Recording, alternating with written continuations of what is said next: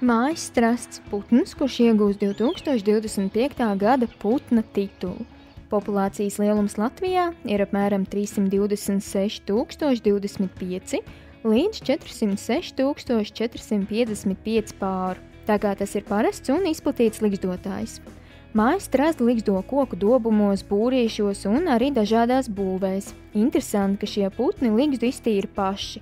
Turklāt būrus var izlikt tuvu citam, tiem nav iebildumi pret kaimiņiem. Būrīši gan būtu jāizvieto vismaz 4 līdz 5 metru augstumā.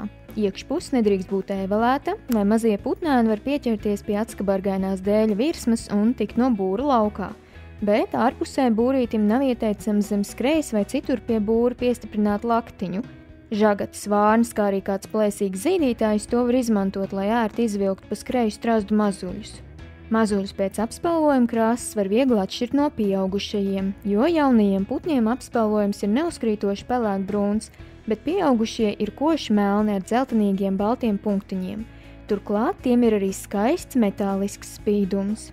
Tā īsti šie putni nav sajaucami ar citiem, bet vienīgie kaut cik līdzīgie ir melnie meža strazdi, bet melno meža strazdu tēviņi ir pilnīgi melni, bez punktiņiem un bez metāliska spīduma.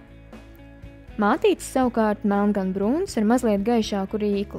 Tie ir visēdāji, ēd gan kukaiņus un to kāpurus, gan zirnekļus, gan simtkājus, gan sliekas, bet barojas arī ar sēklām un augļiem.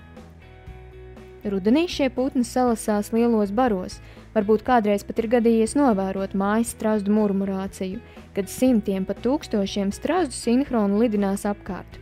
Tuvojoties vēsākam laikam, šie putni migrē uz dienvidiem, bet pēdējā laikā daļa strazdu izvēlas palikt pie mums arī ziemas periodā. Līdz ar to cilvēki ir aicināti ziņot portālā dabasdati.lv par ziemojošo mājas strazdu novērojumiem, lai labāk varētu izprast šo putnu uzvedību ziemā. Tā kā aicina bīdīt sabiedrisko zinātni un ziņot, ja gadās sastapt.